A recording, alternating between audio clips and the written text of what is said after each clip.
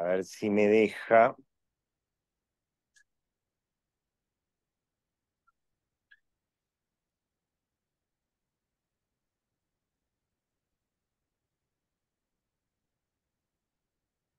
Bueno, ahí debería haber quedado Yo grabando igual en la, la nube. la presentación es casi igual a la del año pasado, pero Sí, no sé, creo que tiene, no sé, tres o cuatro cositas. Yo no las uso todas las diapos, y algunas las tengo, pues las tengo en la presentación, pero las paso y no, ni las menciono. Pero después te paso el material para que les quede más completo.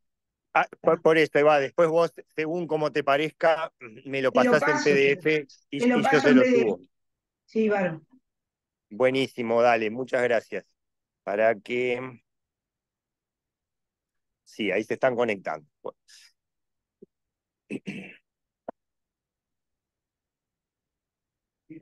Segundo. Dame un minuto más y arrancamos. Sí, sí, no tengo problema, Víctor.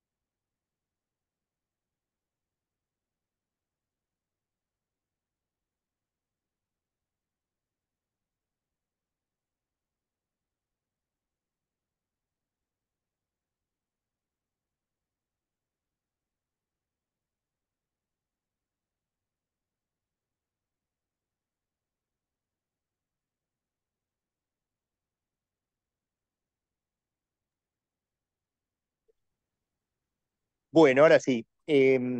¿Alguien que nos confirme, alguno de los estudiantes que nos confirme que nos escuchan bien? Sí, sí, se escucha perfecto, se ve la pantalla y también aparece como si estuvieran grabando. Todo bien, redondísimo, bien, muy bien. Bueno, entonces yo les presento a la profesora doctora Milka Bengoechea. Ella es directora del Instituto Nacional de Donación y Trasplante, que en realidad es INDT, ¿no? Yo siempre lo digo mal, pero ahora me lo aprendí. Es el INDT, Instituto Nacional de Donación y Trasplante de Células, Tejidos y Órganos, ¿no, Milka? Es verdad, es largo el O nombre. sea, uno Pero puede le donar lo que decimos quiera, casi. INDT, le decimos, INDT. INDT. Y Milka, además, es una referente nacional en el uso de herramientas de la genética para la identificación humana, lo que se llama genética forense, y siempre todos los años tiene la enorme amabilidad de como invitada a colaborar con nuestro curso. Así que yo le agradezco enormemente a Milka de nuevo y los dejo y las dejo con ella que les va a contar los elementos centrales y más importantes del tema. Muy Muchas bien. gracias, Milka, y arrancá No, nomás. gracias a ti, Víctor. Es un placer estar con los alumnos o con los participantes de este curso. Y bueno, lo hacemos con enorme gusto. Va a ser una charla más que una clase para contarles un poco en qué consiste esto de la identificación usando algunas herramientas de la genética forense. Hasta luego. Bueno, vamos a comenzar entonces. Lo primero es presentarnos, algo dijo Víctor. Nosotros estamos en la dirección de un instituto que es de carácter nacional, que está ubicado en el cuarto piso del Hospital de Clínicas y que depende de la Universidad de la República. Somos un servicio docente y por otro lado tenemos competencia nacional en la donación, el trasplante de órganos, tejidos y células y de la medicina regenerativa y dependemos del Ministerio de Salud Pública. O sea, algunos de los funcionarios del instituto son funcionarios de la universidad, otros del ministerio y otros de ambos lados. Pero ustedes nos pueden llegar a conocer a lo largo de la carrera o de sus actividades por nuestra actividad justamente en el trasplante o en la donación. Pero hoy vamos a hablar de un área que está vinculada a uno de los sectores del instituto, que es el laboratorio de inmunogenética e histocompatibilidad. El instituto funciona en el Uruguay desde el año 78 y desde ese año cuenta con un laboratorio que primero era muy pequeño y que ahora es un laboratorio bastante amplio, con muy buen equipamiento, que tiene desde hace muchos años ya un área de biología molecular con equipos bastante completos. Entonces el laboratorio, como dice allí del instituto, trabaja en el área del trasplante, estudiando a los receptores y donantes, trasplante de órganos sólidos o trasplante de progenitores hematopoyéticos. También trabaja en el diagnóstico de enfermedades porque analiza algunos marcadores genéticos que asocian con enfermedad o con susceptibilidad o resistencia a diversas drogas. Y desde hace muchísimos años el instituto participa en investigación de filiación, con convenios con el Poder Judicial, y en algunos años también desarrollaba investigaciones de paternidad privada. Ahora hace unos años que no la hacemos. Y hemos quedado vinculados por diversos motivos con algunos casos que tienen que ver con identificación de restos óseos, ¿verdad? O con investigaciones de filiación que se hacen a través también de restos óseos y con algún tema vinculado a los derechos humanos, como vamos a ver.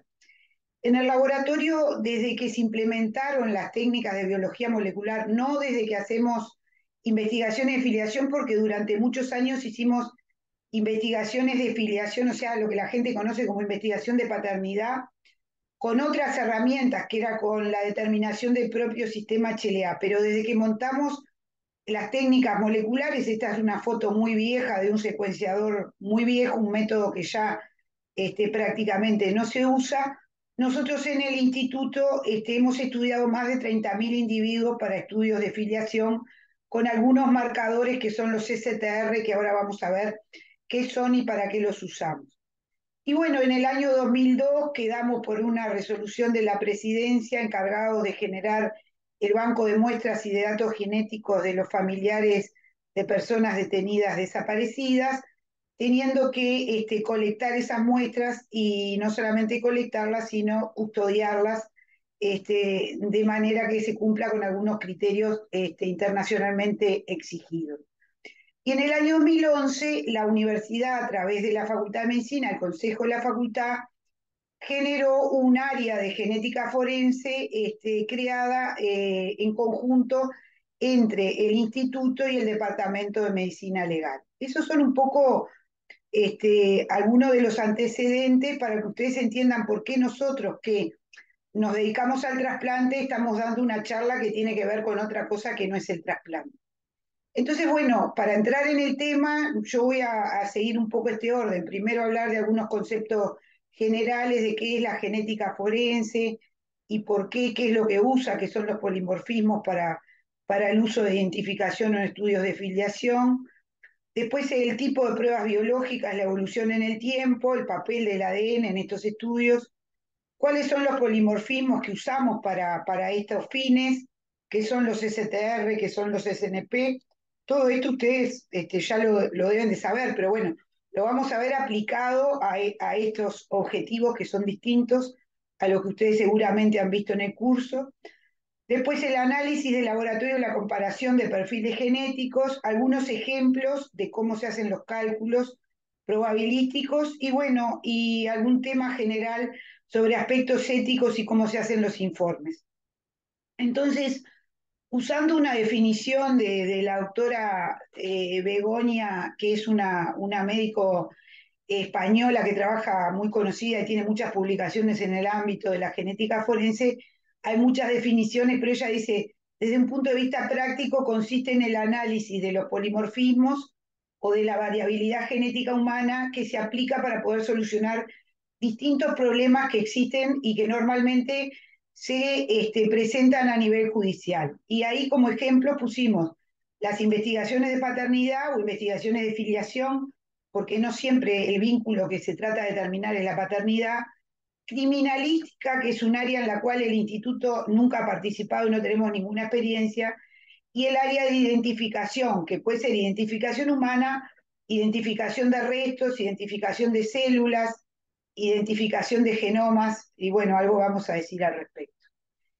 Esta es una definición un poco más larga que hay en ese material que ustedes ven ahí, que es de los argentinos, que es un material que está titulado Guías de Buenas Prácticas para el Uso de la Genética Forense, y tiene un capítulo que son los estándares en materia de identificación de víctimas. Y fíjense que si ustedes sacan todo lo que rellena esta definición, en definitiva dice que la genética forense contribuye a la identificación de personas, a la determinación de lazos de parentescos, a la identificación de víctimas de violaciones y a la identificación de personas en el marco de procesos de restitución de la identidad. Cabe señalar que en el Uruguay es menos común, pero en otros lugares donde hay tráfico de personas, el problema de identificar esas personas, sean adultos o menores, es un tema de enorme trascendencia cuando hay movimientos migratorios en donde la identificación humana muchas veces pierde su trazabilidad. Entonces, la identificación humana, lo primero que tenemos que tener en cuenta es que obviamente no corresponde solamente al abordaje desde una disciplina, es un campo multidisciplinario, transdisciplinario, como se quiera, o interdisciplinario, como se quiera definir, pero en definitiva participan múltiples disciplinas científicas que tienen que trabajar de forma coordinada y obviamente de manera sinérgica, de manera que se integre el conocimiento o lo que aporta cada una de estas disciplinas. Y como ustedes ven allí, la medicina forense, dentro de la cual se ubica la genética forense, cumple un rol preponderante, muchas veces lidera lo que es el proceso de identificación humana, pero que junto con la odontología forense, con la antropología y la antropología forense y con otras disciplinas, realmente aportan a la solución de algunos de los problemas centrales en la identificación humana. La medicina entonces forense, según Begoña Martínez, también otra definición, dice, está destinada a servir de enlace entre el pensamiento del ámbito jurídico y el pensamiento del ámbito biológico, del ámbito científico. Y obviamente no es un campo que esté de alguna manera congelado, ni muchísimo menos. Ustedes van a ver después que es un campo que está en permanente evolución, en permanente desarrollo, al cual se van incorporando rápidamente las nuevas posibilidades de equipamiento y de técnicas que permiten de alguna manera avanzar, simplificar y democratizar el uso de la información genética para estos fines. Y bueno, ustedes habrán estudiado bien en el curso, pero lo señalamos como introducción, que es un polimorfismo genético, para diferenciarlo de que es una mutación, ¿verdad? Un polimorfismo genético es una variación en un lugar, en una base nucleotídica o en un grupo de bases nucleotídicas, o sea, es la presencia en una población de dos o más alelos, cada uno con una frecuencia apreciable, o sea, una frecuencia que debe ser superior al 0,01 para que se considere como un polimorfismo, o sea, como que allí existe posibilidad de que en una población existan distintas variantes y no que se considere una mutación. La definición de alelo, que también la deben de tener fresca, porque la deben de haber visto bastantes veces en el curso, que es la forma alternativa, o por lo menos para nuestros fines nos sirve esta definición, que es la forma alternativa, o es una variante particular, el lugar que ocupa una variante particular en el genoma, o sea, la posición nucleotídica, la variante posible de un locus polimórfico, es decir, cuál es la variante que ocupa ese locus, y locus como la localización, el plural es lochis, ¿verdad? Que es la localización específica de un gen. O sea que el locus o lochis es el lugar, el alelo es la variante que está presente en ese lugar, y el polimorfismo es la posibilidad de que existan esas variantes en una frecuencia superior a 0,01. Bueno, y los locus polimórficos obviamente son muchos, ¿verdad? Y algunos tienen que ver con regiones codificantes y otros no. Y ustedes saben también muy bien que cuando hablamos de ADN, y esto también aplica para los fines de identificación o de estudios de filiación o de genética forense, nos podemos estar refiriendo a distintos tipos de ADN. El ADN nuclear, ¿verdad?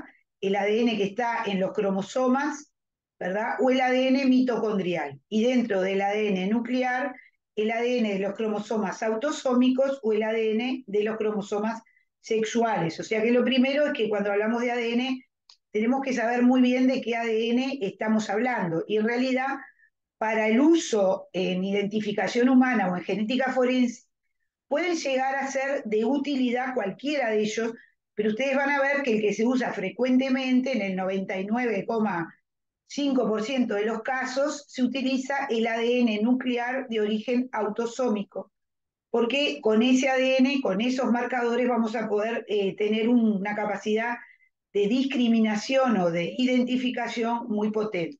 Pero bueno, ustedes tienen ahí representado, obviamente, los pares de cromosomas. Recordar que si el individuo es heterocigota va a tener la posibilidad de tener dos alelos en en cada uno de esos locus que nosotros estudiemos, ¿verdad? En los cromosomas sexuales, que ahí va a depender si el individuo es XX o XY, obviamente ya no va a tener dos copias si es XY porque no tiene el segundo X. Y bueno, y el ADN mitocondrial que tiene características específicas, que vamos a ver alguna de ellas, y bueno, ahí encuentran algún otro tipo de información. Entonces, bueno, esto es en tabla, más o menos el repaso de lo mismo. El ADN nuclear autosómico, los 22 pares, el ADN que está compactado en los 22 pares de cromosomas, que permite establecer lazos de paternidad y maternidad y tiene una alta capacidad de identificación o discriminación. El ADN, el cromosoma Y, que obviamente como lo transmite solamente el padre, va a servir para estudiar lo que se llama la patrilínea y vamos a ver después qué utilidades tiene. Y el ADN mitocondrial, que como está en el citoplasma, y ustedes saben que el cromosoma Y prácticamente no tiene, el puro núcleo no tiene, perdón, el espermatozoide no tiene prácticamente citoplasma, aunque hay algo ahora se sabe que hay algo de ADN mitocondrial. El ADN mitocondrial es el que se transmite por la matrilínea y es un ADN que en general es popularmente conocido por los estudios arqueológicos o para estudiar casos de muchos años, porque es un ADN que al ser circular y pequeño es muy resistente a las condiciones atmosféricas y a los agresores químicos y a otros.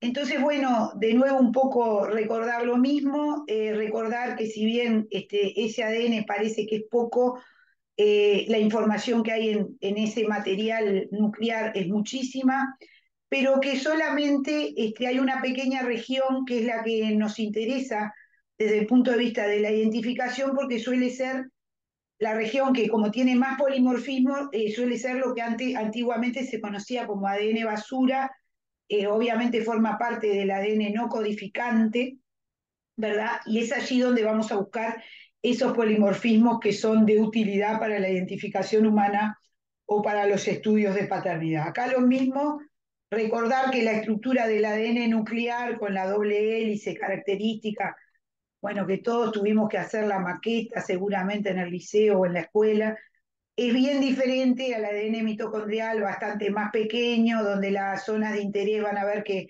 está concentrado solamente en dos regiones de hipervariabilidad que están acá representadas, el ADN mitocondrial en HB1 y HB2, y acá representado que el ADN obviamente es el ADN que está en el citoplasma, o sea, por estar la mitocondria obviamente ser de ubicación citoplasmática, y la que la transmite es la línea materna. Entonces, habiendo repasado básicamente algunas definiciones y la clasificación de los distintos ADNs, tratar de avanzar en lo que es una probable definición de qué es una identificación. Bueno, identificar una definición podría ser que yo trato de determinar rasgos o un conjunto de características que distinguen a algo o a alguien de los demás.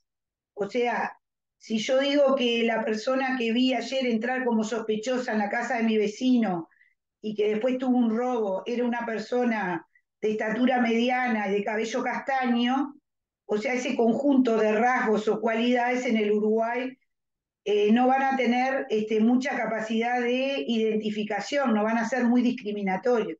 En cambio, si yo digo que el sospechoso que vi entrar a la casa de mi vecino medía 2 metros y era albino, como la frecuencia de ese rasgo, de esa característica, es muy escasa en la población uruguaya, van a ser rasgos que van a tener una alta capacidad de discriminación o de identificación. Y bueno, ¿cómo clasificamos los grandes grupos de problemas que se nos presentan o qué cosas se nos presentan se nos pueden presentar en el laboratorio para tratar de aplicar la identificación genética?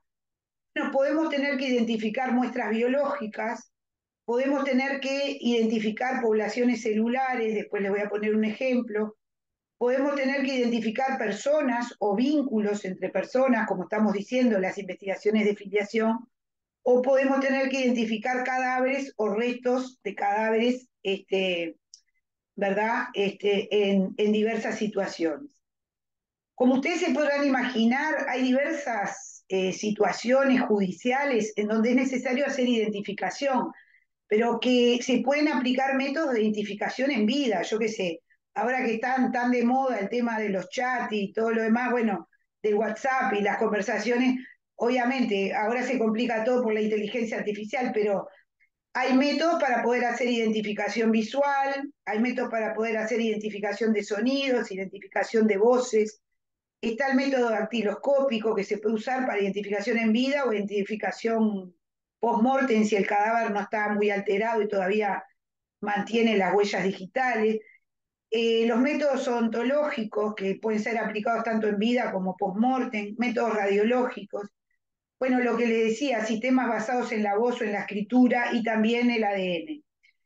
Pero para identificación de cadáver, obviamente, algunos métodos que ya no tienen aplicación y ahí aparece la identificación macroscópica en la autopsia, la identificación de restos óseos, que es toda una disciplina, todo un área, hay gente especializada solamente en esto, los métodos antropológicos o las técnicas de genética forense basada en el análisis de ADN.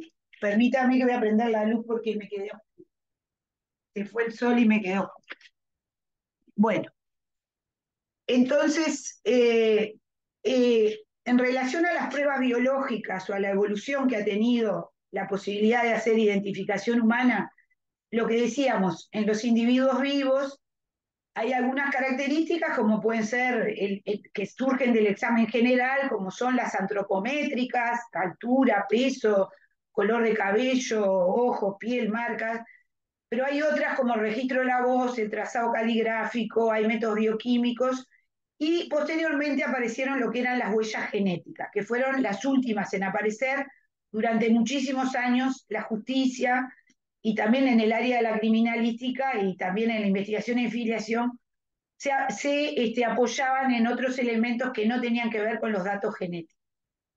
Y para cadáver, como está aquí resumido, el diagnóstico de especie, la datación de los restos, exámenes generales del cadáver, elementos extrínsecos, por ejemplo, si ese cadáver tiene un musgo, tiene plantas, tiene microorganismos, tiene inclusive contaminación con animales pequeños, elementos extrínsecos al propio cadáver, pero que pueden colaborar en la identificación, caracteres patológicos, naturales o traumáticos del propio cadáver, la identidad radiográfica y dental, métodos bioquímicos y las huellas genéticas. Esto es lo que trata de mostrar es que nunca la identificación se va a hacer solo con la huella genética o con el ADN. O sea, el ADN es un elemento más y no es el único y no tiene por qué ser necesariamente el más importante. Acá les pongo como ejemplo un caso publicado en el Uruguay. Fíjense que participamos nosotros junto con gente de medicina legal y junto con una especialista en odontología forense de la Facultad de Odontología, en donde se nos llamó de una institución, una empresa fúnebre, para que tratáramos de hacer identificación de unos restos, de unas cenizas, de una persona que se había cremado y que cuando los familiares fueron a retirar los restos de la cremación, se cayeron las chapitas de las urnas donde estaban las cenizas y de dos urnas, y bueno, el funcionario de la empresa dijo, bueno, esta chapita es de esto y esta es de otra, y le quería entregar las cenizas a la familia, y la familia pidió una pericia, contrató, no, bueno, nos consultó a la Facultad de Medicina, y por otro lado, la otra de las partes contrató a otros peritos, y se nos había solicitado que hiciéramos un estudio de identificación por ADN, y nosotros claramente les explicamos que si los restos estaban cremados, no se iba a poder hacer identificación por ADN.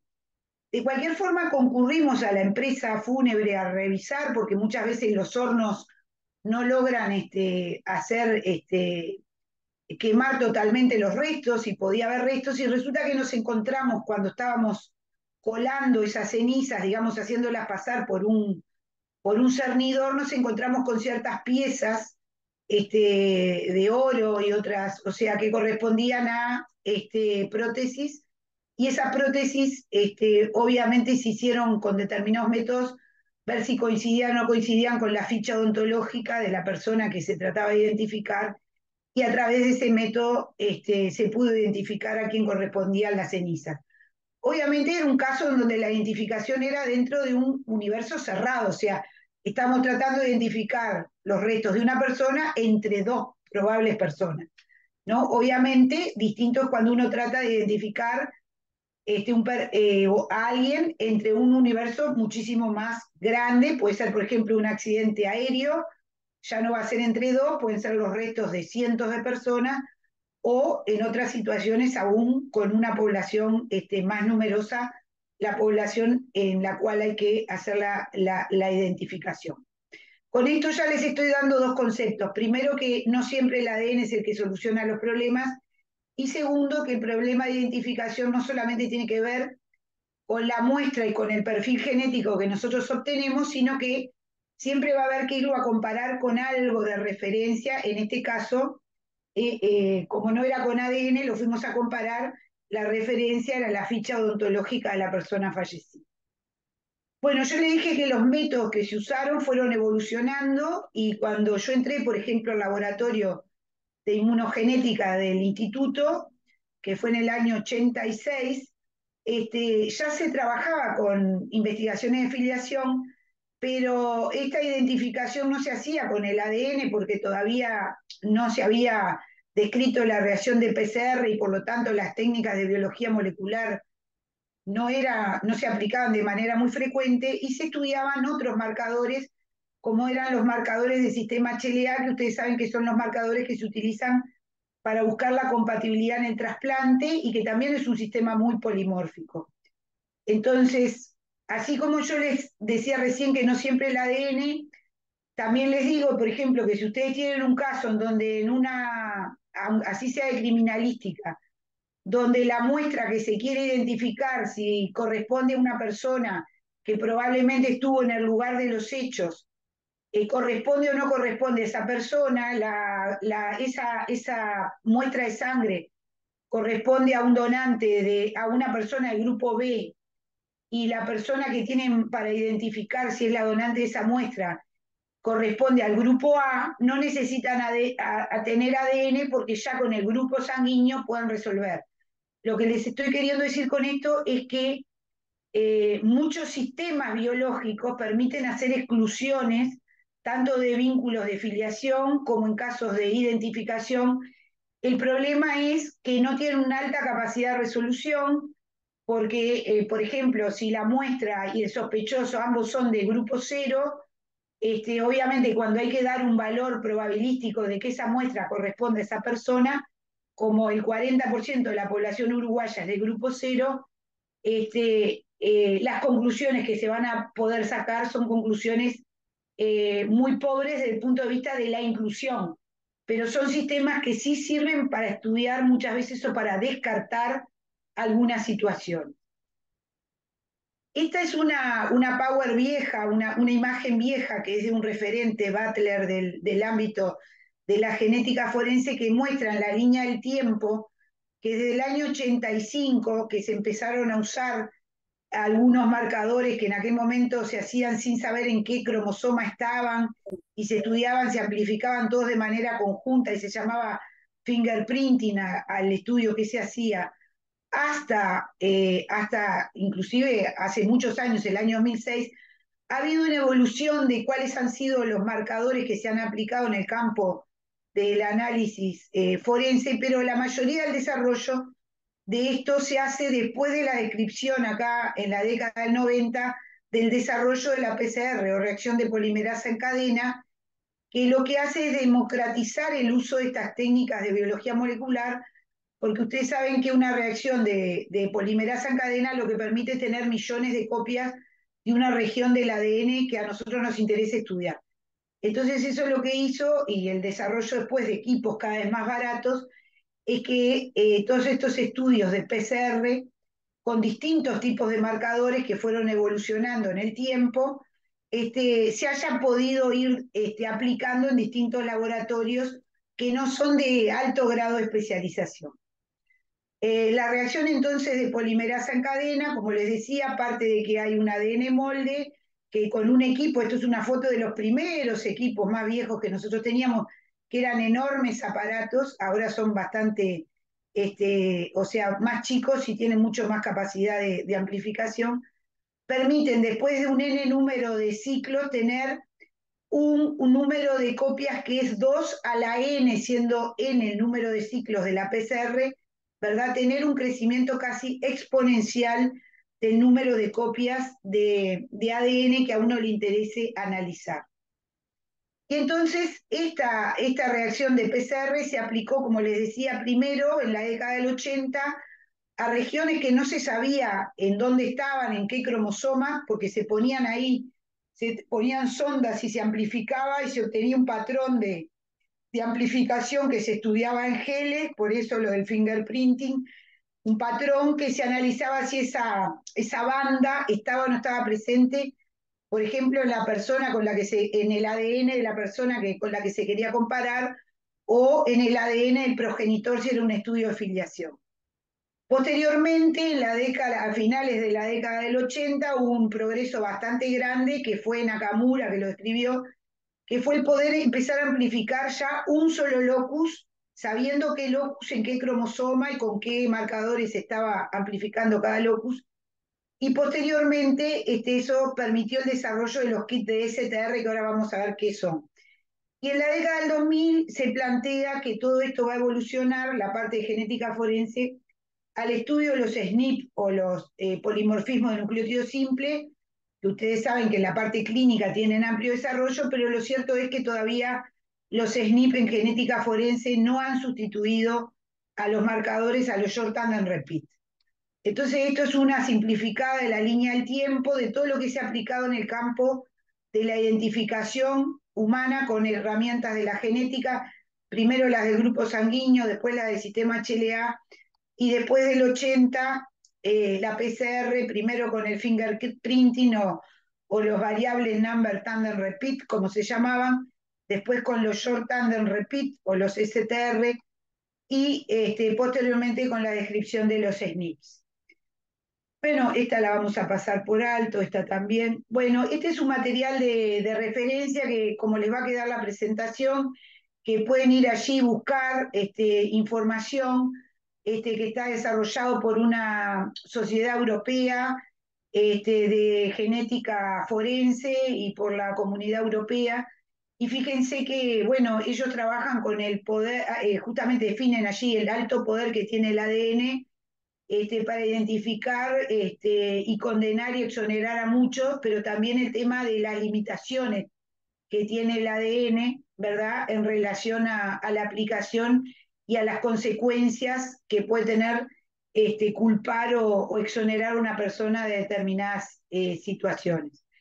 Y a nosotros nos gusta mucho, antes de hablar de los temas más propiamente técnicos, referirnos a esta frase o a este párrafo de Peter Hill, que es un profesor de Noruega, que dice que cuando se produce un delito grave con muy pocas pruebas disponibles para identificar el autor, los investigadores pueden recurrir a recoger muestras de áreas que podría haber tocado un posible sospechoso, como puede ser la puerta, la superficie de una mesa. No hay duda de que se encontrarán perfiles de ADN, pero que hay que tener claro que nunca se va a saber si alguno de ellos pertenece al autor, por lo que este análisis podría aportar pistas falsas. O sea, hay que tener mucho cuidado con la capacidad que tienen las técnicas de poder hacer identificación de perfiles genéticos y las posibles consecuencias o utilización de ese análisis. Todos estos materiales, entonces, y el cómo se estudian estos materiales, tienen pautas que están perfectamente establecidas. Fíjense que es un material de Estados Unidos, que pone, como dice allí, en un material de referencia se ponen de manifiesto que las pruebas forenses tienen un alto grado de validez científica, a diferencia de otras pruebas que se usaban anteriormente y que posteriormente, cuando se evaluaban, tenían un alto valor de variabilidad o de subjetividad, y que la prueba de ADN con fines forenses es una prueba científicamente válida, pero que la información varía de un caso a otro y por lo tanto también es importante el cómo se comunican los resultados en términos estadísticos o de probabilidad. Bueno, ¿cómo identificamos nosotros el tipo de casos? Así, puede haber distintas clasificaciones, pero nosotros decimos investigaciones de paternidad biológica, los casos simples, esos son los casos donde hay una mamá y un menor que van al Poder Judicial y dicen, fulanito de tal es el presunto padre, y están disponibles los tres, la madre, el niño y el padre para estudiar. O sea que vamos a tener tres perfiles genéticos y los vamos a tener que comparar. Y ahora vamos a ver qué es lo que hacemos. Las investigaciones de paternidad complejas, con casos de fallecidos, viene la mamá con el niño, pero resulta que el papá está fallecido, entonces no tenemos el perfil biológico del papá y lo que tenemos es la abuela, o tenemos, en el mejor de los casos, la abuela y el abuelo, o podemos tener un tío, y bueno, estos son casos bastante más complejos, vamos a ver por qué. Las identificaciones orientadas, referidas, o sea, identificar una persona, pero en un universo limitado, como el que les dije hoy, el caso de las cenizas, o sea, tenemos que identificar, pero sabemos que es una persona de dos, no es una persona en un universo desconocido. O identificaciones más complejas cuando hay que identificar, por ejemplo, restos en un enterramiento masivo, donde hay restos de muchísimas personas, de distintas épocas y con distintas características. Entonces, como dice esta, que también está sacada de ese mismo material, la importancia, ¿verdad?, de la prueba del ADN no solamente tiene que ver con la propia técnica y con el estudio del ADN, sino también con la validez de la interpretación, ¿verdad? Es lo que el ADN puede decir, cómo se interpretan las pruebas y obviamente saber y manejar siempre el margen de errores y de malinterpretaciones que pueden tener las pruebas. Hay dos definiciones que ustedes tienen que conocer que refieren a qué es lo que se llama en la jerga las muestras dubitadas o las muestras indubitadas. Las muestras dubitadas son aquellas que se obtienen, por ejemplo, de eso mismo, en un enterramiento o en un accidente aéreo o en una, o si tenemos que identificar una muestra biológica, es la muestra que no sabemos a quién pertenece. Es la muestra que se quiere identificar, ¿verdad? Es la muestra del cadáver, la muestra del vestigio o la muestra de una persona que no se conoce su identificación. Y la muestra indubitada es aquella que tomaremos como referencia, porque lo que hay que saber es que la identificación siempre consiste en comparar, o sea que no alcanza con tener una buena muestra de lo que se quiere identificar o de la persona que se quiere encontrar el parentesco, si no hay con quién compararla. Y la muestra indubitada, por ejemplo, si es de una víctima, como dice allí, puede ser una muestra de autopsia, puede ser restos biológicos del fallecido, puede ser algún lado que haya muestras del fallecido que hayan quedado. Las muestras indubitadas pueden ser familiares directos del fallecido, o sea, con quién tenemos para comparar el perfil de una muestra a identificar con los familiares, por ejemplo, con el padre, con la madre, o por ejemplo, cuando la policía tiene bases de datos de sospechosos, se compara el perfil genético a identificar con los perfiles que están en las bases de datos, ¿verdad? Ahí, por ejemplo, hay referencia a una ley que no es del Uruguay, que es de otro país. O sea, el análisis de ADN para identificación, a diferencia de lo que pasa en la clínica, siempre requiere, en el caso de identificación, una muestra con quien comparar, o sea, una muestra de referencia o varias muestras de referencia. El perfil del ADN por sí solo no sirve para nada, no tiene ningún uso porque no tiene un contexto, como lo dice allí. Y el análisis del ADN para estos propósitos siempre necesita ser comparado con las muestras de referencia. Y ahí pone ejemplos que fueron los que dijimos recién, ¿no? En el caso, por ejemplo, de una paternidad, se va a comparar el perfil del niño con el perfil del presunto padre, o como dice allí, restos de un soldado, con los muestros que le hacen dejar, por ejemplo, muchas veces a los soldados que ganan la guerra, la muestra antes de ir. Yo les mencionaba que los casos pueden ser de baja complejidad cuando tenemos todos los perfiles a comparar. Les ponía como ejemplo de baja complejidad una paternidad simple, como dice acá, paternidad con padre, madre y menor, donde tenemos muestras de los tres y donde las muestras son de buena calidad, sean pre-mortem o si llega a ser de una persona fallecida, hay buenas muestras post-mortem, ¿verdad? Hay buenas muestras de referencia ante-mortem, las muestras pueden ser sangre, saliva, cepillo dental o pueden provenir de prendas del fallecido. Pero tenemos otros casos que ya son de mediana o de alta complejidad, donde no tenemos, por ejemplo, si es una investigación de paternidad, no tenemos al padre, o el padre está fallecido, entonces son pruebas, hay que trabajar con muestras post-mortem, que aunque sea un estudio de paternidad, resulta que él no tiene familiares y los restos del fallecido, nosotros trabajamos a veces con cadáveres exhumados, son cadáveres que están en situaciones de compromiso del ADN, vamos a ver qué es lo que le pasa al ADN. Ese ADN, como dice acá, puede estar o en escasa cantidad o puede estar degradado, porque el ADN es cortado por enzimas, o puede estar contaminado por contaminantes biológicos o por otro ADN, o puede estar con mezclas, mezclas también con otro ADN, sea de la persona que recoge, sea de donde está la muestra del ADN de la muestra dubitada. Y también puede ser complejo por el otro lado, por las indubitadas, porque no tenemos buenas muestras de referencia, porque, por ejemplo, si en una persona que falleció no hay una buena muestra ante-mortem de esa persona, porque no hay familiares directos disponibles, padres, hijos, porque no hay ningún perfil en una base de datos familiares, y como dice allí, ya lo dijimos, no hay familiares directos disponibles. Bueno, entonces ya dijimos algunas cosas generales, dijimos cuáles pueden ser los casos, y ahora vamos a ver esto, de dónde puede obtenerse el ADN para estos fines, ustedes ya lo saben, para fines clínicos, en qué consiste un estudio de ADN para estos fines, por qué el análisis de ADN es comparativo, qué tipo de ADN se utiliza en forense, cuál es el poder de identificación y cuáles son las limitaciones. Ustedes saben que en el genoma hay muchas partes del genoma que son muy parecidas o iguales entre todos nosotros, pero hay una capacidad de diferenciación importante, un 0,1% de pares de bases son diferentes, o sea que entre dos individuos hay más de 6 millones de diferencias de individuos, de bases que podríamos usar como polimórficas y que varían entre individuos de una misma población. Hay extensas variaciones en donde lo que varía es el número de copias de ese ADN, o sea, hay regiones que se repiten en un n número de veces y lo que hay es variabilidad en el número de copias que tiene un individuo. Y a esas regiones que lo que varían es en el número de copias, o sea, son polimorfismos de longitud. Si esos fragmentos que se repiten un n número de veces tienen alrededor de 4 o 6 pares de bases, se llaman short tandem repeat, o sea, repeticiones en tándem de corta longitud.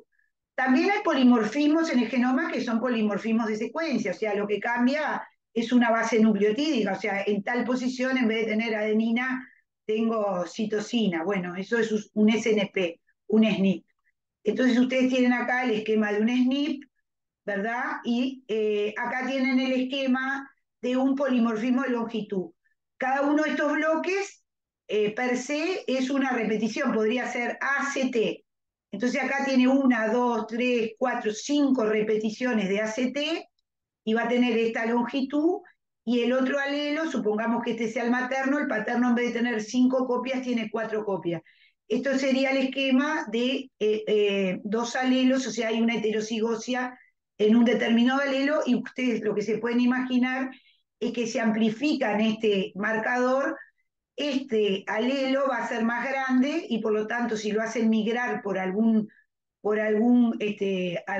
soporte, va a migrar más lento que este alelo que es más pequeño.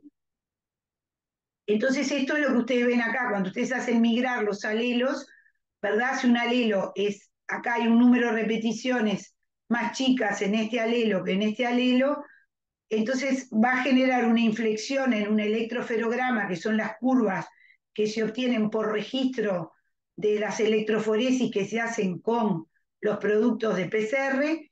Este alelo va a ser más pequeño que este alelo que va a migrar más tarde.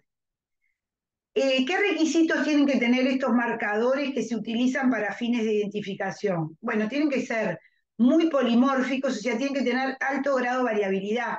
Porque si, por ejemplo, en todos los que estamos presentes en esta reunión, todos compartimos los mismos alelos, quiere decir que ese marcador no va a ser muy discriminatorio. Es lo que decía hoy, de que si todos somos de castaños y de estatura mediana, bueno, entonces tiene que tener un alto grado de polimorfismo. O sea, tenemos que tratar de que todos nosotros tengamos marcadores distintos. Segundo, tiene que tener un alto grado de heterocigosia, o sea, que nosotros heredemos de mi madre y de mi padre un alelo diferente, o sea, seguramente no heredemos el mismo alelo.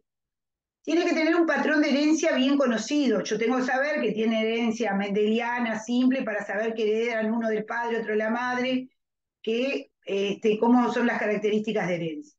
Tienen que ser de fácil detección y reproductibilidad, si no, no son de fácil aplicación en un laboratorio. Y tienen que tener posibilidad de ser detectados en material escaso, porque si dijimos que las muestras forenses pueden tener poco material, si yo digo tengo una buena técnica, pero necesito una concentración enorme de ADN, no me va a poder servir ese estudio. Entonces, si se cumple con todas estas condiciones, voy a tener un buen marcador, lo que se llama un marcador altamente informativo.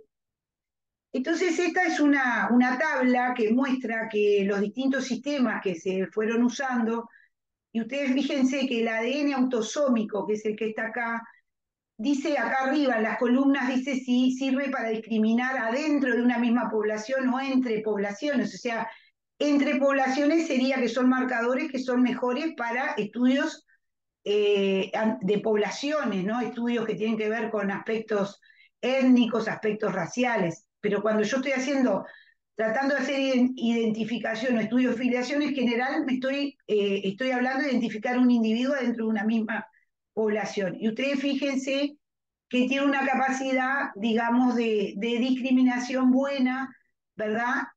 Para discriminar dentro de una misma población el ADN autosómico. Hay otros ADN que, por ejemplo, el ADN mitocondrial, otros ADN que son útiles para otros estudios y un poco menos útiles para esto.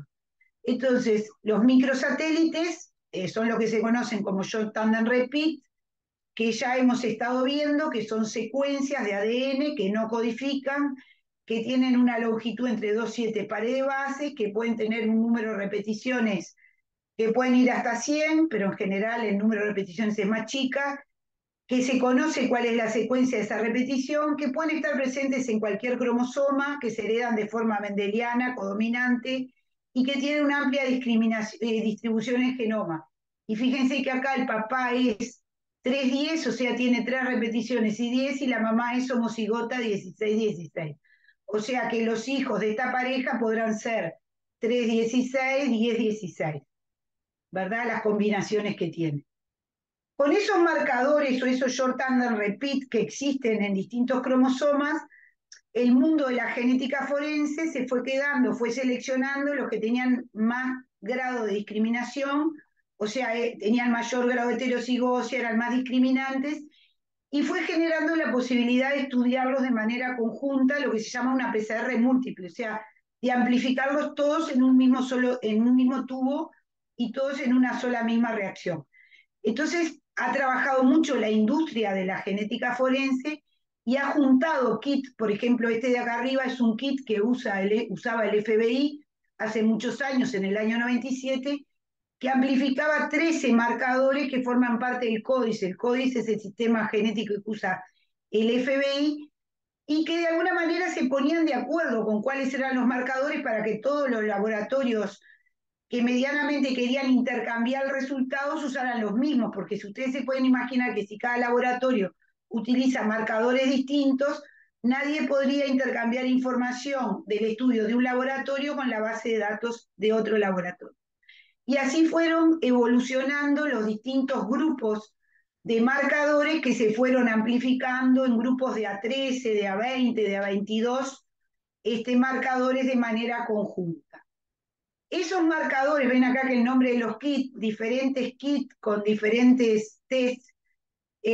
Por ejemplo, tiene un nombre, el nombre es Identifier o Identifier Plus, tienen 16, amplifican 16 marcadores autosómicos, pero por ejemplo que es para cromosoma I tiene 17 marcadores de cromosoma I, ¿verdad? O el Global Filer, que es otro kit, o sea que tiene marcadores, amplifica en vez de 15, 21. Ustedes se pueden imaginar, o PowerPlex tiene 22 marcadores, que si tienen más marcadores, lo que van a tener es mayor capacidad de discriminación, porque obviamente están agregando otros sistemas para los cuales hay capacidad de discriminación. Entonces, cuanto más marcadores ustedes estudian, o sea, cuando usan un kit que amplifica más número de locus, ¿no? Van a tener un perfil genético más complejo que les va a permitir identificar mejor o discriminar mejor. Estos marcadores amplifican productos que se marcan con distintos fluoróforos o con distintos colorantes que en estos nuevos secuenciadores que se utilizan actualmente se pueden analizar en conjunto porque hay forma de discriminar productos que tienen más o menos el mismo tamaño si están marcados con distintos fluoróforos, y lo que tienen es una capacidad de discriminación distinta en los distintos grupos étnicos. El mismo marcador, fíjense acá, el kit es el identifier, tiene una capacidad de identificación un poquito diferente en población africana que en población hispánica, pero fíjense que igual es un altísimo, porque esto está 10 elevado a la menos 18, acá es 10 elevado a la menos 17. O sea, quiere decir que discrimina, como dice acá, una persona entre no sé cuántos billones de personas. Y en el mundo nosotros tenemos alrededor de 6 billones de habitantes, o sea que la capacidad de discriminación es muy alta y si bien varía entre los distintos grupos étnicos, estos kits, esta se ve muy mal, pero es una parecida a la anterior, actualizada, que si ustedes se fijan en las potencias son todavía más altas, lo que muestra que se ha seguido avanzando en el desarrollo de kits en los últimos años que tienen mayor capacidad de discriminación. Y muchas veces cuando un laboratorio no puede discriminar con un kit, agrega otro kit y combina. Pero todos ellos tienen algunos marcadores que son comunes a todos los kits y que están en este sistema CODIS que es compartido por todas las grandes bases de datos. Bueno, entonces estos marcadores, la mayoría de los que usamos, sabemos que son codificados en los cromosomas autosómicos, por lo tanto son marcadores autosómicos, que como decíamos, la hija en este caso te va a heredar un alelo materno y un alelo paterno. Esto para los marcadores autosómicos. Y como decíamos al inicio, una situación diferente se da cuando los marcadores están en los cromosomas sexuales, porque obviamente si es el cromosoma Y se va a heredar solo de un solo cromosoma, un haplotipo, y no va a haber un par de alelos, y ni que hablar cuando se trabaja con ADN mitocondrial. Y ustedes acá tienen la identificación de lo que hablábamos anteriormente, la matrilínea y la patrilínea, una estudiada con ADN mitocondrial y otro con ADN cromosoma Y.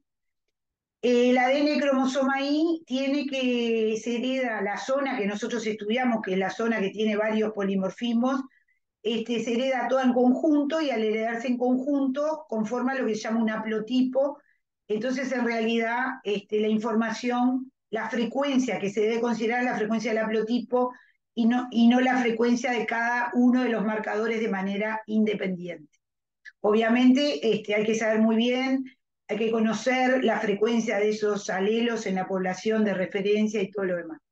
Entonces, esta es la imagen de cómo se vería la amplificación de productos de cromosoma Y. Cada uno de estos que están separados es un locus, y esto fíjense que es un alelo, porque al ser cromosoma Y tiene un solo alelo. Solamente en un locus, acá ustedes ven que hay dos productos, porque en realidad no es porque haya un alelo de un cromosoma y otro, porque obviamente tiene un solo cromosoma Y, sino porque se amplifican dos regiones, pero en todo lo demás tiene que haber un solo alelo, a diferencia de cuando se estudian marcadores autosómicos, que lo frecuente es que haya dos alelos si el individuo es heterocigoto. Cromosoma Y, obviamente, hay bases internacionales a las cuales accedemos, donde están accesibles la frecuencia y toda la información. Les va a quedar ahí la referencia a la página que es referente para ese tipo de información. Bueno, ¿y cómo aplicamos las técnicas para estos fines? ¿Cómo se analiza en el laboratorio?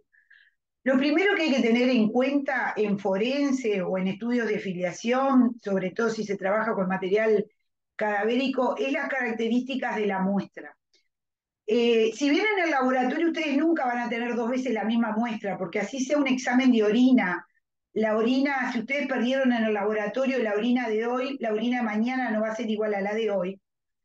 En el caso de forense o en el caso de criminalística, ni siquiera pueden repetir la toma de la muestra, porque seguramente no van a tener una segunda oportunidad de obtener una muestra. O sea que el valor de la muestra, o sea, la pericia siempre nosotros dividimos la etapa preanalítica, la analítica y la posanalítica.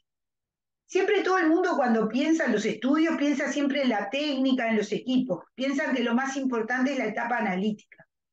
Pero para identificación humana y para estudios forenses con restos humanos, a veces lo más importante es la etapa preanalítica, es cómo se obtiene la muestra y las características de la muestra. Porque la etapa analítica ustedes la pueden repetir, pueden ir a otro laboratorio, pueden pedir ayuda, en cambio, si ustedes tienen una muestra contaminada, una muestra degradada, o pierden la muestra, o la muestra no tuvo la cadena de custodia adecuada, pierde validez todo el resto de lo que hagan después. Entonces, la muestra, el valor de la muestra en forense es capital en los procesos de identificación y como dice acá, ¿por qué? Porque son muestras escasas, valiosas, degradadas, que muchas veces tienen inhibidores, o sea que hay que trabajar muy bien sobre esa muestra para poder obtener resultados. Después de esa muestra, obviamente, viene la aplicación, la elección de qué técnica se va a aplicar, esa técnica tiene que estar validada, qué métodos de análisis se van a usar y obviamente cómo se emiten y cómo se analizan los resultados.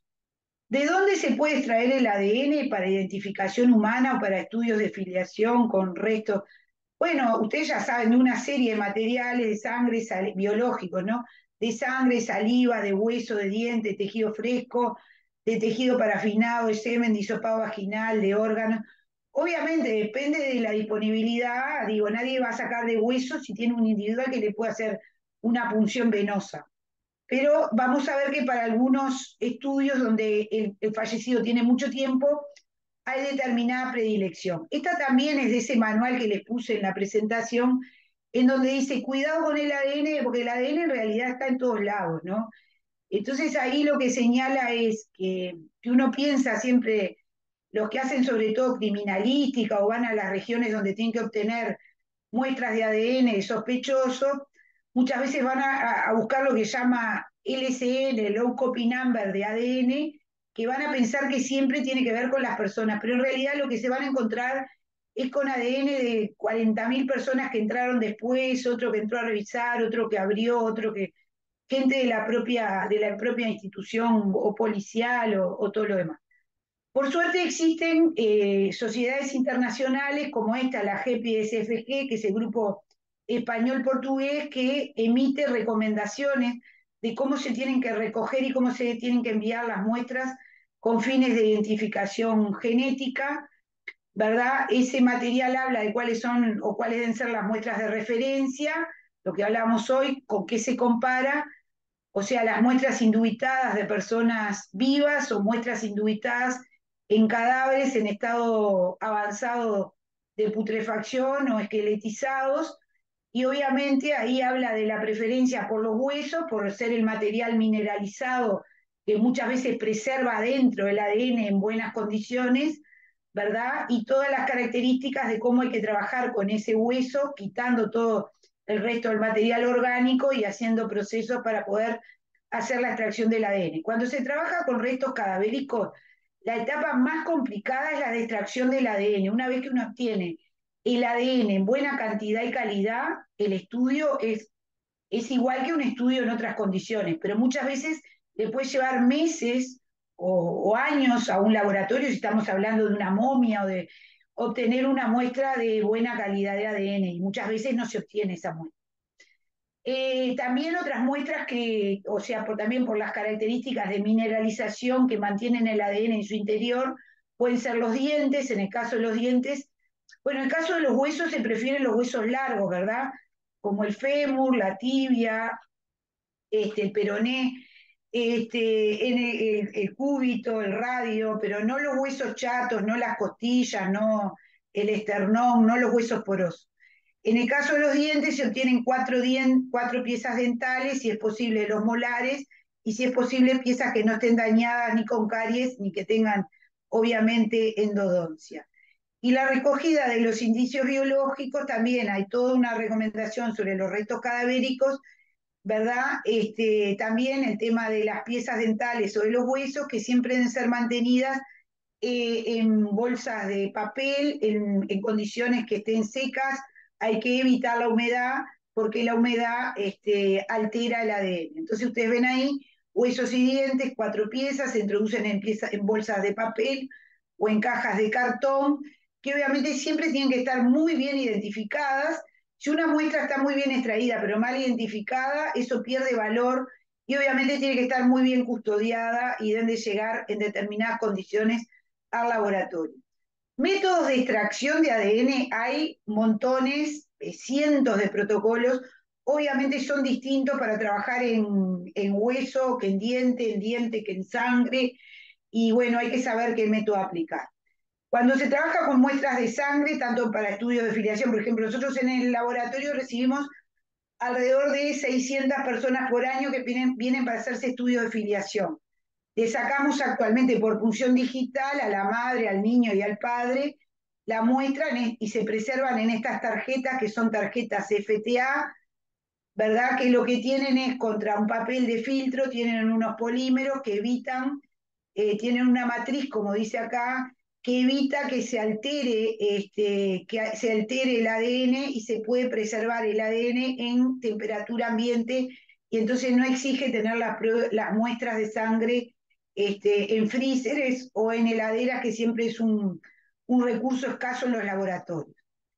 Las muestras tienen que estar protegidas, obviamente tienen que protegerse de la contaminación del propio humano, o sea, quien vaya a recoger las muestras, cuanto más escasas sean y más críticas, más protegido, vestido, y contaminación del propio operador. Hay que evitar la transferencia de otros indicios biológicos, o sea, de mezclarla con otra muestra con la que se trabajó en el laboratorio. Hay que evitar la contaminación microbiológica, porque las enzimas tienen proteasas que cortan el ADN, y hay que evitar la contaminación química. Como ustedes ven ahí, las etapas entonces son muy importantes: la toma de la muestra, la escena, el empaquetado y el transporte al laboratorio, y el análisis en el laboratorio. Y allí tienen las medidas anticontaminación, ¿verdad? Para las distintas etapas, que son distintas. Obviamente, en algunas tienen que ver con, como les decía, con la vestimenta y con el uso de guantes, y en otros tienen que ver con la zona y el cuidado de la zona. Obviamente las muestras siempre tienen que venir acompañadas de una serie de documentación, que si no vienen con ellas, si vienen identificadas, muchas veces tienen que venir acompañadas de fotografías, pueden venir acompañadas, en el caso de nosotros las investigaciones de filiación, les tomamos siempre las huellas dactilares, porque si excluimos al presunto padre, las mandamos a identificación civil para corroborar que la persona que vino a traerse la muestra sea la que efectivamente dice ser. Y obviamente cuando la muestra es recibida y no es traída por uno, tiene que haber una cadena de custodia. Las etapas entonces en un laboratorio siempre son la extracción del ADN, a veces antes, o depende si está trabajando con hueso, hay que cuantificar el ADN para después poder hacer la reacción de PCR. En esa reacción de PCR se obtienen esos productos, o sea, esos marcadores, que va a haber que separarlos, o sea, para poderlos identificar en un método que normalmente es una electroforesis, que lo que nos permite es identificar un perfil de marcadores, o sea, un genotipo de una muestra o de un individuo, y posteriormente comparando ese genotipo, perdón, de la muestra indubitada con la muestra de la dubitada con la indubitada, poder sacar, después de esta comparación, poder hacer un análisis estadístico, un cálculo probabilístico y poder sacar las conclusiones. Los métodos de extracción de ADN, les decía, pueden ser muchos y van a depender de la muestra, del soporte, de la urgencia que haya en el laboratorio, del grado de pureza, de lo que puedan gastar, del ADN del que parten. No es lo mismo trabajar con un ADN fresco que con un ADN que tenga mucho tiempo y cómo haya sido conservado. ¿Qué factores afectan la muestra y afectan el ADN y por lo tanto comprometen el estudio de identificación? La cantidad del material de partida, o sea, si se tiene muy poco ADN, porque eso se va a contaminar más fácil, las condiciones en las que se encuentran los contaminantes y como entonces todo esto determina lo que dijimos, un compromiso entre el rendimiento, la pureza y la calidad. ¿Qué es el ADN degradado? Es un ADN cortado. Como nosotros lo que vamos a hacer es amplificar regiones de ADN, si cuando se va a copiar este ADN, el ADN está cortado, no se hace esa amplificación y por lo tanto, en vez de tener los productos todos más o menos del mismo tamaño, ustedes como ven acá, lo que va pasando es que se van quedando sin producto de amplificación. Bueno, estos son los aparatos viejos y algunos más nuevos en los cuales se puede amplificar el ADN. Esto ya lo mostré. Y bueno, esto es como se ve en el electroferograma cuando se corre un ADN, por ejemplo, creo que es un estudio de filiación. Ustedes acá tienen un locus que es el de la melogenina, que marca sexo, o sea que lo que van a encontrar en esta calle es un genotipo de un individuo de sexo masculino, por ejemplo, el presunto padre. Esto es un individuo de sexo femenino porque tiene un X y un Y, ¿verdad? Y esto también es sexo masculino. Esto seguramente era la madre y esto seguramente era un niño. Y esto es un marcador de alelos, entonces ustedes lo que se van fijando, por ejemplo, si fuera una paternidad, vamos a suponer que esta es la madre, este es el niño, este es el padre, y esto que tenemos acá es un locus, que acá está el nombre del locus, la madre es heterocigota, y decimos, el niño es homocigota en este locus, tiene este alelo de la mamá y tiene que tener este mismo alelo del papá. Vamos para abajo, este papá tiene el alelo, sí, lo tiene, o sea que no excluye, y así seguimos. Si fuera un caso de identificación, los perfiles tienen, ahora vamos a ver, tienen que ser iguales. Acá también tienen un perfil 1 y un perfil 2. Si ustedes dijeran, esto es el perfil de un ADN que se obtuvo en una zona de un delito y esto es el perfil del sospechoso, ustedes no van a decir que el sospechoso eso no es, no, lo que van a decir que están comparando dos perfiles y que el perfil 2 no es coincidente con el perfil 1. Fíjense que acá el tamaño de este alelo es este, tendría que estar acá el pico, en cambio el pico está acá, y este segundo sí coincide. Y acá tiene este mismo alelo, pero no tiene este mismo alelo. O sea, este perfil y este perfil no son iguales, ¿verdad? Entonces, esto es lo mismo, como lo vemos en el laboratorio, cada marcador genético se compone de uno o dos alelos, homocigosia o heterocigosia, y esto que se ve en el electroferograma así, se representa en tablas, poniéndole el nombre al alelo, que es el nombre, el número de repeticiones, y se va poniendo 14, 18, 12, 10, o sea, cuando hay un solo número es porque en ese locus es homocigota. O sea que esta persona tiene que haber heredado de su padre y su madre el alelo 12, ¿verdad? Y ustedes ven acá que tienen acá el nombre de los marcadores, acá los alelos del padre, acá los alelos del hijo. Obviamente, un hijo tiene que tener siempre un marcador que corresponde al padre. Acá el hijo tiene 15-15, es homocigota, heredó de la madre el 15, el padre el 15, el padre tiene el 15, no excluye. En el segundo locus es 16-18, puede haber heredado el 18 de la madre, el 16 del padre no excluye. Pero fíjense en este locus, que es el FGA, es 21-22. Y el padre no tiene ni el 21 ni el 22. Así pasa con todos los marcadores que están marcados en negrita, o sea, el alelo obligadamente paterno no está presente en el padre.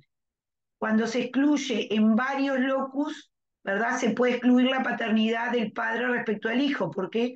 Porque el hijo obligadamente tiene que tener en todos los locus un alelo igual al padre. Y si fuera, en vez de una paternidad una identificación, este perfil y este tendrían que ser iguales. Bueno, después de comparar esos perfiles, obviamente si el caso no se excluye hay que hacer una probabilidad, hay que decir cuánta más probabilidad tiene esa persona de haber aportado ese genotipo que es igual al que se detecta, o en el caso de una afiliación de tener un genotipo con un alelo heredado en cada locus del progenitor, que si fuera hijo de otro progenitor, o en el otro caso si no fuera la persona que proporcionó esa muestra.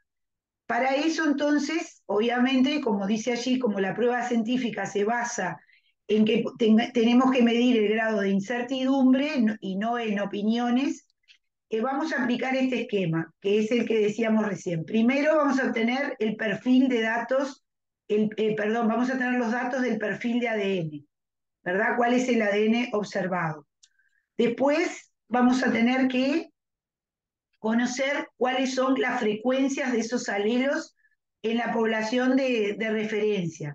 Vamos a tener que asumir determinadas hipótesis. Por ejemplo, si estamos haciendo una identificación, decir, bueno, yo lo que quiero, las hipótesis son que la muestra que estoy estudiando, el perfil genético que detecté, corresponda a la persona que estoy, con la persona que estoy comparando, o que haya sido aportado por otra persona de esa misma población. O sea, tengo que aportar dos hipótesis. Y por último, con esas hipótesis y con la frecuencia de esos alelos, voy a tener que hacer una interpretación estadística, ¿verdad?, de mis resultados. Entonces, esa valoración probabilística, ¿no?, lo que tiende es a explicar el resultado, que siempre busca comparar dos hipótesis. Se llaman normalmente en la jerga la hipótesis del fiscal y la hipótesis de la defensa. La prueba se debe calcular, como dice allí, calculando la probabilidad bajo cada una de las hipótesis alternativas. Y el valor de la prueba está en relación con una de las hipótesis, ¿verdad?, en relación a la otra. O sea, cuánta más chance yo tengo que ese señor que estudié y que tiene ese genotipo, que realmente comparte un alelo en cada locus con el niño, sea el padre biológico, respecto a que lo sea otro individuo de la misma población. Entonces, ya que estamos en un contexto muy futbolístico, si yo les muestro esa foto y les pregunto, ¿puede excluirse a Suárez como autor del gol? ¿Sí o no? Bueno, ustedes están silenciados, pero si la respuesta fuera que no, ¿no? Esto es una foto muy vieja de Suárez, de un partido muy viejo. Si la respuesta fuera que sí, porque se excluye por algún método, bueno, obviamente la exclusión es definitiva.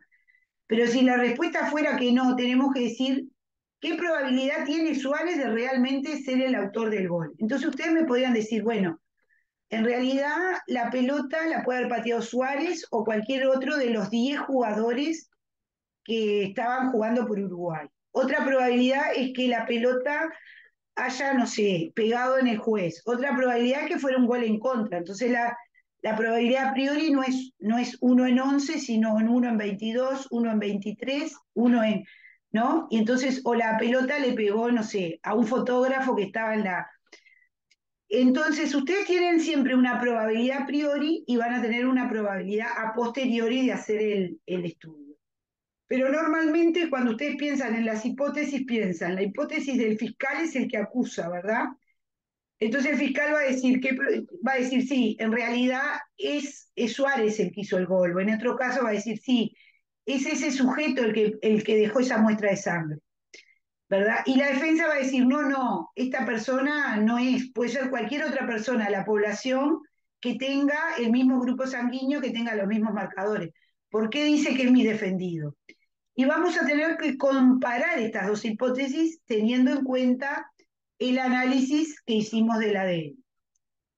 Entonces, como decíamos, ante una exclusión, si ustedes están buscando coincidencia de dos perfiles y no son iguales y no coinciden, ustedes pueden informar la exclusión. Simplemente van a decir que el perfil genético o el genotipo detectado en la muestra A no es coincidente con la muestra B. Punto. ¿Verdad? Y esto se da en situaciones, o sea, puede haber algunas situaciones técnicas que hay que considerar, pero que no vienen al caso analizar hoy. Por ejemplo, si estuvieran estudiando, ¿no?, una muestra de sangre, de esas muestras de sangre que están en esa alfombra y las quisieran comparar con un perfil genético de una muestra de referencia. Tienen dos opciones. O no existe coincidencia, si no existe coincidencia van directo al informe. Pero si existe coincidencia, o sea, no existe coincidencia, es que no, los perfiles no son exactamente iguales. Pero si existe coincidencia, tampoco van a poder decir e informar que esa muestra proviene de ese individuo. Van a tener que estimar la probabilidad de que la muestra dubitada provenga del mismo individuo respecto a que provenga de otra persona y comparar la hipótesis del fiscal con la hipótesis de la defensa. Y ustedes tienen ahí, a una se le llama hipótesis U0, a una hipótesis U1 o HP, bueno, está. Es la probabilidad de que ambos perfiles provengan del individuo estudiado o la probabilidad de que ambos perfiles no provengan de ese individuo. ¿Tá? Entonces, la hipótesis, la segunda, equivaldría a decir que si no proviene de él, proviene de un individuo tomado al azar. Y para eso hay que conocer la frecuencia que va a tener ese marcador en la población en la que ustedes están haciendo el estudio. Bueno, acá tienen como, acá hay un esquemita de cómo se toma un hisopado bucal o acá de restos óseos, y obviamente acá lo que tienen es un perfil para distintos marcadores de la evidencia y acá del acusado, y ustedes tienen que mirar si es igual o no, ¿no? Y si es igual, van a tener que, lo que les decía, comparar. El LR es cuando se aplican métodos de estadística bayesiana, la probabilidad a priori con la probabilidad a posteriori.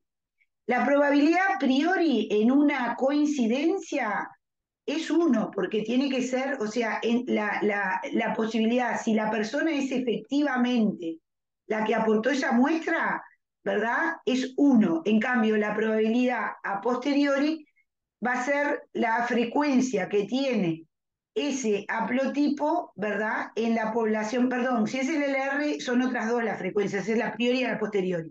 Acá es la hipótesis de la defensa versus la hipótesis del fiscal versus la hipótesis de la defensa.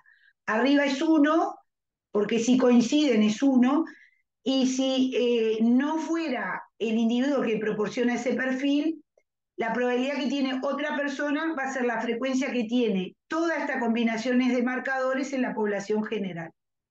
Entonces ustedes hacen esa relación y les va a dar un número que es el índice de coincidencia, ¿verdad? ¿Y qué es lo que van a informar? El significado de una coincidencia, como dice allí, ¿verdad? Dice, no obstante, muchos de los perfiles de ADN recuperados de lugares de delitos no son perfiles de ADN completos, porque bueno, esto es lo que refiere es a que muchas veces no se obtiene todo el perfil completo y son perfiles parciales, perdón. Y a ver qué era lo que decía antes, que los genetistas forenses usan 15 marcadores, esto ya, o más de 15 marcadores para poder hacer estos estudios de discriminación. Entonces, se va aplicando esta fórmula, ¿verdad? El 1 sobre la frecuencia de ese marcador encontrado en la población general, y esto va dando un índice para cada marcador. Como cada uno de estos marcadores se heredan de forma independiente, estos índices se multiplican y la multiplicación de estos 15 marcadores le va a dar la probabilidad, ¿verdad? Le va a dar el índice, o sea, cuantos más veces tiene, más veces es probable la hipótesis de la defensa o la hipótesis del fiscal, o sea, cuántas veces es más probable que sea ese el individuo que aportó esa muestra versus que sea un individuo de la población general. Obviamente para todo eso hay que manejar frecuencias de población, ¿verdad? Y en el caso de la paternidad es un poco distinto, porque ahí el índice no es de coincidencia, sino es el índice de haberle aportado ese alelo. Entonces, el índice de paternidad también se calcula X sobre Y, siendo X la probabilidad del padre de haberle transmitido el alelo obligado y es la probabilidad de que fue un hombre tomado al azar. O sea, X sobre Y es lo mismo, H, lo mismo que la hipótesis del fiscal con la hipótesis de las defensas. El único tema que en la investigación de paternidad el individuo le va a haber transmitido no los dos alelos, sino uno solo. Pero si el individuo es homocigota, el numerador también va a ser 1, porque la probabilidad de haberle transmitido ese alelo, si fue él, es 1. Y en el denominador, igual que cuando se hace la coincidencia, es la frecuencia de ese alelo en la población general. Esto lo que va permitiendo, tanto para los índices de coincidencia como para los índices de paternidad, es ir sacando, acá están las fórmulas, por ejemplo, si uno los quiere, de acuerdo a los genotipos, si uno tiene en cuenta que el padre o la madre son homocigotas o heterocigotas, va aplicando y lo puede hacer manualmente, de hecho nosotros en los controles de calidad, y posteriormente multiplica todos estos índices y obtiene un índice general. Que por ejemplo, si este fuera el índice de paternidad, quiere decir que tiene 1.022 más veces de probabilidad de ser él el padre que sea un individuo de la población general. Y eso se expresa como probabilidad de paternidad porque se hace eso sobre eso más 1, que bueno, viene de la deriva de una fórmula que no voy a explicar hoy, que en definitiva es otra forma de expresar y que a la justicia le resulta más clara, que es el 99, que es lo que la gente pide, 99,9. El índice combinado de paternidad, entonces la probabilidad de que el hombre alegado sea el padre sobre la probabilidad de que un hombre tomado al azar sea el padre. Para todos estos cálculos existen una serie de guías y recomendaciones que también están en esta página, que si a alguno le interesa, que están las fórmulas tanto para paternidad como para casos de identificación, que es en la guía de la Sociedad Internacional. Otra forma de calcular es esta, la que les decía, es con estadística bayesiana, que lo que establece es la relación de una probabilidad a priori versus una probabilidad a posteriori de haber hecho el estudio. Esto es la probabilidad a priori y la probabilidad a posteriori. Vamos a pasarlo rápido. Dice, acá la conclusión dice que tan importante como la revolución que se ha producido en el campo forense, que ha producido en el campo forense la aplicación del estudio de ADN, ha sido el de poder cuantificar estadísticamente el valor de la prueba. O sea, porque hay otras pruebas que no tienen esta posibilidad de un estudio estadístico tan fuerte. No en todas las pruebas forenses, ni en todas las pruebas, incluso de genética forense, se puede dar un valor de probabilidad. Pero cuando lo podemos dar, que es en la mayoría de los casos de estudios de ADN, pasamos de tener una opinión de experto a tener lo que se llama una verdadera evidencia científica que puede ser calculada y obviamente va a dar igual en cualquier lugar que se calcule.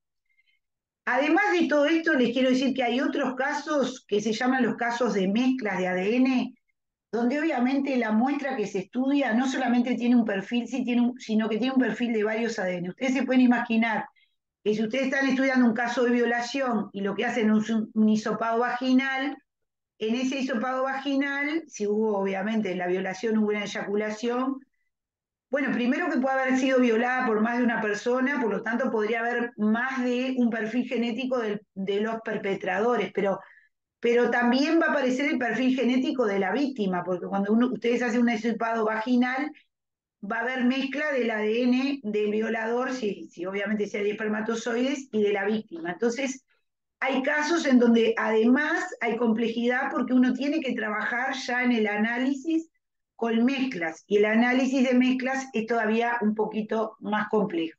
Nosotros trabajamos en el laboratorio con mezclas porque aplicamos toda esta metodología para, en el trasplante de médula ósea, y ustedes saben que es un trasplante en donde por enfermedades hemato-oncológicas se suplanta la hematopoiesis con células, o sea, lo que se implantan son células progenitoras del donante, el individuo queda en una situación de quimera, o sea, queda con la sangre con determinados marcadores y con los tejidos con otros marcadores.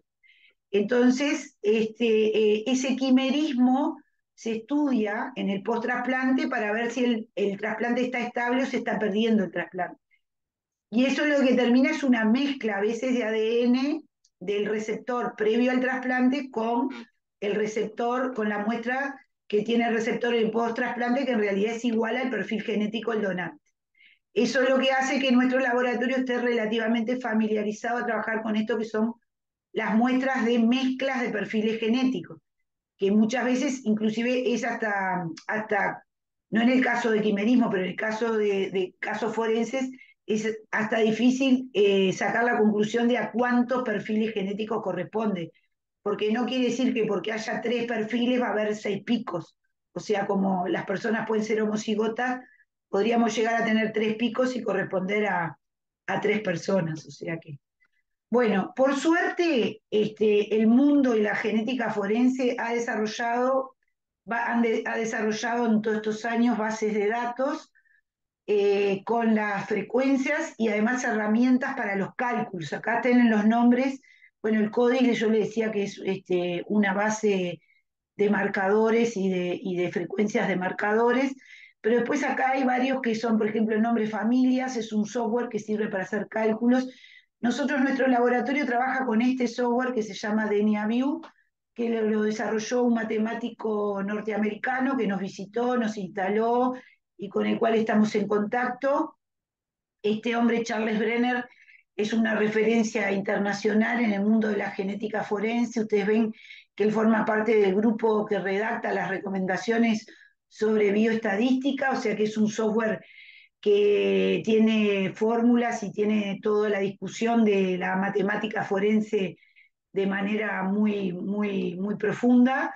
Es una persona que realmente es una referencia en esto. Esto también son publicaciones de Charles Brenner y de los esquemas que utiliza el software para poder estimar cuál es la capacidad. Es un software que nosotros no lo usamos mucho para eso, pero tiene la ductilidad de que, por ejemplo, si hubiera, no sé, un accidente aéreo y hubiera muchos perfiles de ADN para comparar contra muchas bases de datos, tiene la posibilidad de hacer esta comparación y de poder hacer un buen número de cálculos estadísticos a la vez. Ustedes también, estas son todas publicaciones en donde aparece Charles Brenner dando soluciones matemáticas a distintos problemas que se generan en el ámbito de los cálculos estadísticos, y el software que nosotros tenemos es este que se llama DNAView, ¿verdad? Que lo que nos permite entonces es, con todo lo que tenemos, nosotros tenemos primero, hacemos todo esto en un secuenciador automático que tiene análisis de estos short under repeat, y con el software del propio equipo hacemos la asignación alélica y determinamos cuáles son los perfiles alélicos, o sea, esos valores que ustedes vieron en esas tablitas, 12, 13, 15, 18, ¿verdad? Llenamos esos perfiles genómicos de cada persona o de cada muestra, generamos las hipótesis de trabajo de cada caso, que siempre son diferentes. No es lo mismo la hipótesis de trabajo si yo tengo una paternidad con un trío que si tengo una paternidad con una abuela, con un abuelo, o que si tengo que hacer otro tipo de estudio, o sea, lo que cambia ahí es la hipótesis. También es muy importante, así como dije la importancia de la muestra, si ustedes formulan mal la hipótesis, también está mal hecho el estudio. Por ejemplo, muchas veces se dice, se quiere hacer un estudio y se dice que la persona es hermano, y en realidad lo que hay que estudiar es una media hermandad. Basta que esté mal hecha la hipótesis para que el estudio les dé cualquier cosa, o sea que es muy importante, más allá del estudio del ADN, formular bien las hipótesis, o sea, tener bien la información de qué es lo que se quiere determinar y cuál es el vínculo que se está analizando. Bueno, si es un caso de mezclas, saber bien el análisis de componente de las mezclas, hacer un buen análisis estadístico si corresponde, o sea, si no hay una exclusión, hacer una correcta interpretación y comunicación de los resultados, porque si ustedes tienen un buen resultado pero no lo saben comunicar, la justicia o el Poder Judicial puede hacer una interpretación errada de esto. Bueno, y todo lo que tiene que ver con la emisión, la firma, el resultado, los elementos formales, ¿verdad?, que hacen a esta prueba, que siempre son pruebas que tienen consecuencias que son importantes en la vida de las personas, ¿no? Porque así sea una investigación de filiación, fíjense que nosotros tenemos, por ejemplo, muchísimos casos que son de investigación de filiación, pero tenemos gente que vivió 25 años reconocida por un padre y que en determinado momento lo que se genera es un desconocimiento de la paternidad. O sea que imagínense la repercusión que tiene informar bien o mal una investigación de filiación que rompe con un vínculo que de repente se mantuvo durante 25 años. Entonces es muy importante la formalidad, además de la capacidad técnica del laboratorio. Y entonces acá dice la información, en el informe la información debe decirse qué estudios, qué sistemas genéticos se analizaron, o sea, qué marcadores. Deben informarse los perfiles genéticos de cada persona estudiada. Debe sacarse una conclusión cualitativa y obviamente deben darse los índices probabilísticos calculados. Y obviamente hay una serie de formalidades que se deben de cumplir. Los laboratorios que trabajan en esta área normalmente participan en controles de calidad. Esto, por ejemplo, es un control de calidad de hace muchos años de nuestro laboratorio, que nosotros a nivel internacional nos intercambiamos muestras y obviamente esas muestras hay que chequearlas para poder cumplir con ese control de calidad. Obviamente ver si a uno le falta algún marcador, si obtiene el mismo resultado, si hace bien el cálculo estadístico, si formula bien las hipótesis de trabajo, en fin.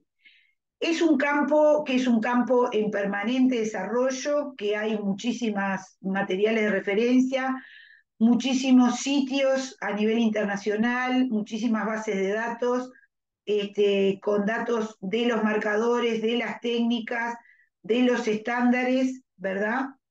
Acá abajo les puse, porque como les va a quedar la presentación, 2 páginas. Esta refiere a información sobre ADN mitocondrial y la otra ADN de cromosoma Y. Y como elemento acá, también a forma de resumen, que está sacado de ese material que pusimos al principio de la Comunidad Europea, dice: idealmente las técnicas de análisis empleadas en genética forense se deben validar antes de admitirlas en un tribunal. Para que un método se valide debe contar con respaldo científico basado en artículos por expertos en publicaciones científicas. Una parte importante de las pruebas es demostrar que cuando se compara a una persona sin ninguna relación con el perfil de ADN de la mancha del delito, la razón de verosimilitud, o sea, el índice entre esa probabilidad a priori y a posteriori, que es el LR, obtenida se sitúa muy por debajo de 1 y nunca es muy alta. También se debe indicar con claridad cualquier limitación de la prueba. O sea, se tiene que decir cuál es el alcance de la prueba, porque si uno estuviera usando una prueba de baja capacidad de discriminación, por ejemplo, lo que les decía, el grupo sanguíneo sirve para excluir, pero no sirve para dar una probabilidad. Entonces uno tiene que decir qué capacidad tiene el método que uno está usando, o la técnica que está usando, o los marcadores que está usando. El rasgo más importante que diferencia el análisis de ADN de otras técnicas de identificación forense no basada en el ADN radica que en el caso del primero podemos basar los cálculos en lo que decíamos, en los conocimientos de genética, ¿verdad? Y en todos los datos que se tienen en la base de datos. No hay ninguna teoría básica de este tipo disponible por fuera de las técnicas forenses. Bueno, y esto es como diciendo, bueno, está bien todo esto, pero las consecuencias que tiene y en realidad los escenarios con los que uno piensa, o sea, la ficción criminal y lo que pasa en realidad, lo que decíamos hoy, entra un montón de gente, está todo contaminado y cuál es la diferencia. Y esto es simplemente para también que ustedes recuerden, estos son datos viejos, hay más nuevos, pero que si bien estos marcadores tienen una alta capacidad de discriminación, si bien estas técnicas son fácilmente aplicables y son muy, muy útiles y como dijimos se basan en datos científicos muy fuertes, siempre son falibles porque puede haber un error en la muestra, porque puede haber un error de interpretación, porque puede haber un error en los resultados por el cálculo estadístico y acá como publicaciones, ¿verdad?, de problemas que han habido a nivel internacional. Fíjense abajo, ¿no?, una publicación en una revista de referencia sobre los errores en el análisis de ADN y el impacto que estos tienen, ¿no? Y bueno, y esto muchas veces ha sido tapa de revista, a veces de revistas de primer mundo, cuando generan problemas serios, ¿verdad? Por de alguna manera sobredimensionar la capacidad de los estudios de genética forense o estudios de ADN. A veces para la población general o en el mundo judicial, decir, es un estudio de ADN, entonces es infalible o no puede tener errores. Y en realidad hay que saber qué ADN se estudió, porque yo qué sé, si alguien hizo un estudio de ADN con una región no polimórfica, no va a tener ningún resultado, o si, aunque haya estudiado los marcadores que tiene que estudiar, si trabajó con una muestra que no está bien custodiada, tampoco eso va a tener valor. O sea, que como cualquier método, lo que queremos decir nosotros, que si bien nosotros trabajamos en esta área, no vendemos esto como un método infalible y que además hay limitantes y consideraciones éticas para trabajar en esta área. Y también el Grupo Español Portugués menciona que independientemente de la eficacia de este tipo de pruebas, pueden darse lugar a una serie de inconvenientes que hacen necesario que las mismas se lleven a cabo con el adecuado respeto a los derechos fundamentales, así como con suficientes garantías técnicas y procesales. ¿Por qué decimos esto? Porque muchas veces se vende eso de que recibí un tubito por correo, sacate el tubito, mandalo al laboratorio Pirulo del exterior y te van a decir si sos pariente o no sos pariente de Menganito. Entonces, bueno, nosotros en realidad consideramos que estos tipos de estudios deben ser hechos en otro contexto y con otras garantías. Parece pertinente hacer una breve referencia a ideas de tanto calado como la necesidad de que la dignidad humana debe siempre tener respaldo y estar respetada, también debe establecerse criterios de proporcionalidad adecuados o la obligación de rechazar algunos criterios solo por la eficacia técnica o la eficacia biológica, ¿verdad? Sabiendo que hay límites que no deben ser transgredidos, o sea que más allá de que el ADN tenga capacidad para resolver algunas cosas, en algunos casos no debe ser estudiado, no debe ser aplicado. Y bueno, esto como, no sé en cuánto tiempo estamos a las 7. Les va a quedar la presentación y ahora dejamos abierto para que hagan preguntas.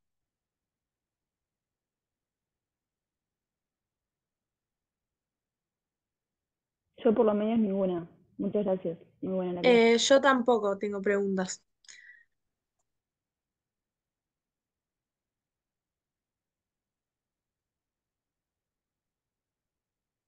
¿Nadie tiene preguntas?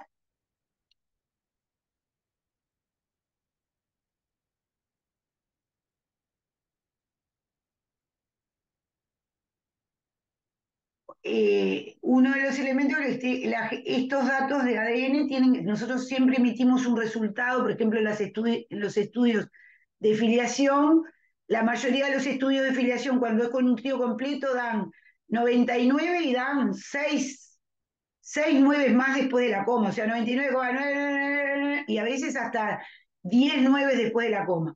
A pesar de que eso es prácticamente una certeza, el informe siempre sale diciendo que el resultado de este estudio debe ser analizado en el contexto de otros elementos, y así sale para el Poder Judicial, porque aunque el estudio nos dé 99,999, si obviamente, yo qué sé, mañana se comprueba que la persona que estamos estudiando, no sé, no estaba en la Tierra, era un astronauta, estaba en una misión espacial, bueno, obviamente ese estudio de ADN tiene que estar analizado en el contexto de otras evidencias, eso es lo que queremos decir. Y bueno, las etapas, el otro elemento es que se utilizan marcadores que normalmente no son los mismos que se utilizan en la práctica clínica, que son marcadores muy polimórficos, el otro concepto, más allá de los que manejamos acá, que estos mismos marcadores se pueden estudiar, se pueden utilizar para hacer controles post-trasplante, por ejemplo, en el trasplante de médula ósea. Si no hay ninguna consulta, chiquilines, bueno, gracias por escuchar todo este masazo, todo rápido, pero es para que les quede una idea de que estas cosas son las que hacemos nosotros en esta área dentro del instituto, y bueno, que les quede que la aplicación de una serie de conceptos del área de la genética son muy útiles también para solucionar problemas que a veces no son de la práctica clínica, pero que son relevantes desde el punto de vista social, porque fíjense que durante muchos años, nosotros hace muchos años que hacemos investigaciones de filiación, En una época iban 1.200, nadie tiene idea de que 1.200 personas concurrían al cuarto piso del Hospital de Clínicas por año para hacerse investigaciones de filiación. O sea, 1.200, si lo dividen entre tres, ¿no? Corresponden, porque obviamente la mayoría de los casos tienen 3 casos, ¿no? Pero fíjense que es un universo que uno normalmente no conoce o no se imagina que. Y muchas veces son niños que están esperando la resolución de ese estudio para poder tener no solamente un apellido, sino que tener también una cuota de recibir una cuota para su manutención. O sea que son resultados que pueden tener importantes implicancias en la vida de la persona, más allá de que no sean resultados útiles para un tratamiento clínico, un tratamiento.